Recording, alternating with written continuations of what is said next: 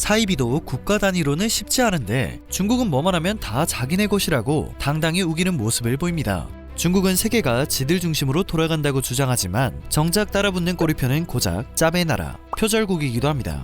돈만 된다면 뭐든지 베끼기 바쁘니 위험이나 품격, 기품이라는 단어는 전혀 어울리지가 않죠. 그나마 위험이라는 단어는 그저 중국의 인구수에만 갖다 붙일 수 있겠는데요. 14억이 넘는 인구 위험을 자랑하면서도 창의력 있는 사람은 어떻게 그렇게 없을 수 있을까 싶습니다.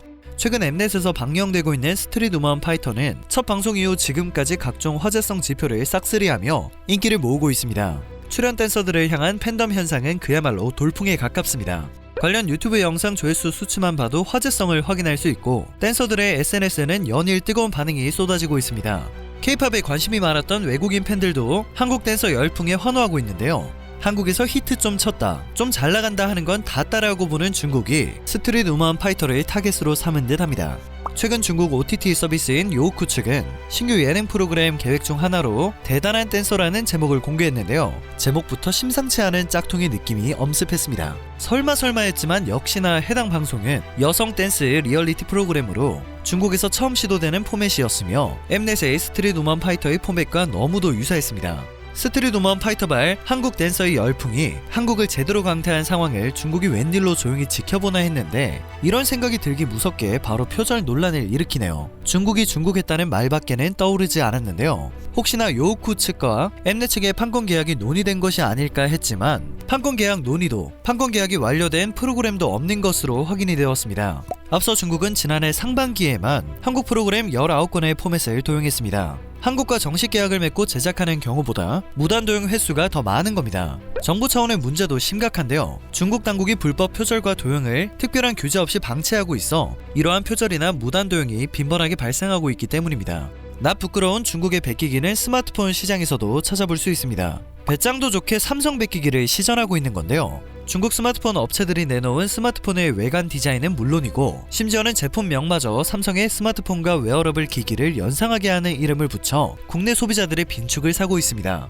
그런데 20일 업계에 따르면 사실 중국 업체들의 삼성전자 베끼기는 하루 이틀이 아니었다고 합니다. 운 좋게 잘 알려지지 않아 큰 논란이 되지 않았을 뿐 괘씸한 도둑질을 계속해서 하고 있었던 것입니다. 특히 중국의 애플로 불리는 샤오미는 하위 라인업인 홍미 브랜드에 유난히 삼성전자 모바일 제품을 연상케 하는 네이밍을 고집하고 있습니다. 가장 단적인 예가 홍미 노트 시리즈인데요. 지난 2014년 샤오미는 홍미 노트 1을 출시하고 당시 삼성전자 플래그십 모델인 갤럭시 노트 시리즈와 유사한 브랜드 명칭을 붙인 덕분에 주목을 톡톡히 받았습니다. 그 버릇을 고치지 못하고 급기야 홍미노트 3 시리즈부터는 애플과 삼성전자 스마트폰 제품명을 결합한 끔찍한 혼종 네이밍을 사용하고 있습니다. 상위 모델을 홍미노트 프로라고 부르기 시작한 것입니다.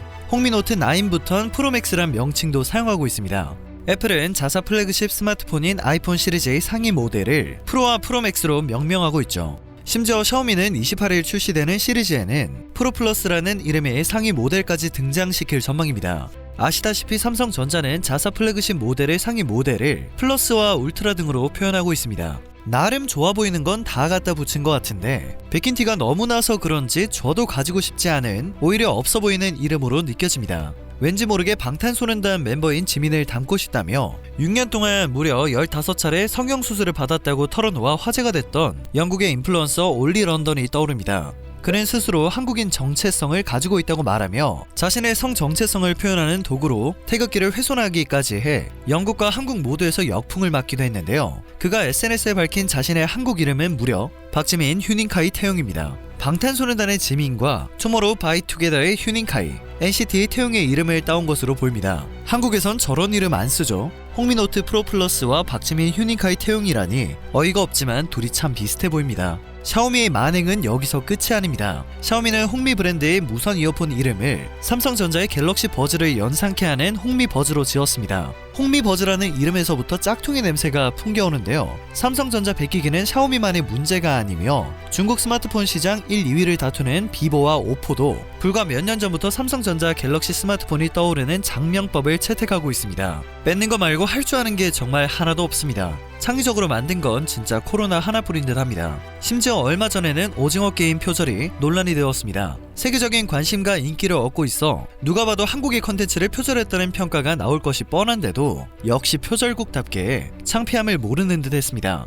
이 논란은 앞서 스트릿 우먼 파이터를 표절해 대단한 댄서라는 프로그램을 론칭하겠다는 계획을 밝힌 요우쿠에서 벌인 일이었습니다. 간도 크고 뻔뻔함도 하늘을 찌르는 곳인 것 같은데요. 오징어 게임을 표절한 예능 프로그램의 이름은 오징어의 승리였습니다. 오징어의 승리라니 너무 대놓고 따라해서 어이가 없을 정도인데요. 요우쿠 측은 프로그램에 대해 유년 시절 게임에 도전하는 참가자들의 모습을 담은 중국 최초의 소셜 버라이어티 쇼라고 설명했습니다. 요우쿠가 공개한 티저 이미지에는 오징어의 승리라고 적힌 한자가 적혀 있었고 오징어 게임 타이틀에 사용된 캘리그라피까지 차용한 것을 확인할 수 있었습니다. 오징어의 승리라는 중국어의 동그라미와 세모, 네모가 없는데도 불구하고 어거지로 도형들을 창조해내는 기가 막힌 정성을 보이기도 했습니다. 이번 표절이 더 어이가 없는 것은 그간 중국 OTT 서비스 업계에서 오징어 게임을 폄하하는 의견이 쏟아졌었기 때문입니다.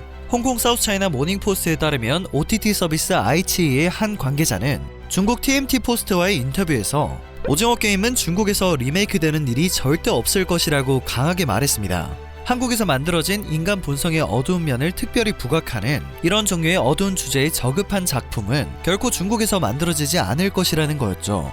그는 중국은 자신들만의 주류 가치가 있고 그것은 여전히 서구권 국가들과 매우 다르다고 큰 소리를 치기도 했습니다. 이런 인터뷰가 있고 나서 고작 며칠 후 오징어의 승리 포스터가 공개되었네요. 정말 축하드립니다. 그가 주장한 중국만의 주류 가치는 도대체 무엇일까요? 불법 표절과 도용을 방치해 도둑질을 하는 것이 주류 가치일까요? 오징어 게임에 등장하는 게임들인 달고나 만들기와 딱지치기 등의 놀이 역시 우리나라의 전통 놀이로 최근 미국과 프랑스 등 해외에서 큰 인기를 얻고 있습니다. 추리링도 중국의 것이라고 주장하는 마당에 이런 전통놀이 역시 자신들의 것이라고 주장하는 건 일도 아닐 건데요. 오징어 게임에서 등장하는 딱 하나의 중국 전통 문화가 있습니다. 바로 장기매매입니다. 누가 봐도 중국의 것인데 이런 부분에서나 뿌듯함을 느끼고 큰 소리를 내며 주장을 펼쳤으면 합니다. 장기매매를 따라한 것에 대해 사과를 하라면 유감일 뿐입니다. 그러나 불행 중 다행으로 요우쿠가 만든다는 오징어의 승리는 게임의 승리라는 이름으로 변경되었고 포스터도 다시 제작된 상태입니다. 표절국이라는 꼬리표가 붙은 지 수십 년이 되어 표절한 작품들에 대해 문제를 잘 느끼지 못하는 것은 물론 심지어 원조는 중국이라며 적반하장을 하는 중국인들이 웬일로 창피함을 느꼈기 때문입니다. 중국 내에서 얼마나 큰 반발이 있었는지 오징어의 승리라는 제목과 동그라미, 세모, 네모 등을 사용한 포스터, 도전, 어린 시절 놀이 등의 홍보 문구를 본 중국 네티즌들은 명백한 표절이다, 부끄럽다, 왜 한국 프로그램을 이렇게 대놓고 베끼는가 라는 지적을 쏟아냈고 웨이보상에서는 요우쿠 프로그램 승리는 오징어 게임이다 라는 해시태그 등이 상위에 노출되기도 했습니다. 넷플릭스 역시 심기가 많이 불편했고 요우쿠 측과 저작권 문제를 협의한 적이 없다고 밝히는 보도를 내며 요우쿠를 향한 비난은 더욱 거세졌습니다. 오죽하면 짭의 나라라고 불리는 중국인들도 쪽팔려서 표절을 말렸을까요? 심지어 이 소식은 외국인 커뮤니티에도 퍼졌고 각국 네티즌들은 와우 부끄럽습니다. 이것은 한국에게 가혹한 일이다. 중국은 남의 문화를 훔치는 일을 하고 있다. 중국은 한국의 한복과 김치도 뺏으려고 합니다. 이럴 거면 도대체 중국은 왜 그들의 문화를 불태웠습니까? 너무 노골적인 복사를 한 멍청한 회사는 결국 사과를 했다. 중국이라니 별로 놀랍지 않다는 반응을 보이며 중국을 비난했습니다. 개인의 자유를 통제하니 사람들이 어둠의 경로를 활용하게 되는 건 물론이고 다양한 콘텐츠를 접할 자유가 없으니 아무리 인구수가 많아도 창의력을 발휘할 수 없겠다는 생각도 듭니다. 오늘 전해드릴 소식은 여기까지입니다. 영상이 정보가 되셨다면 그것만으로도 감사드립니다. 늘 새롭고 유익한 뉴스를 전하는 로버튜브 되겠습니다.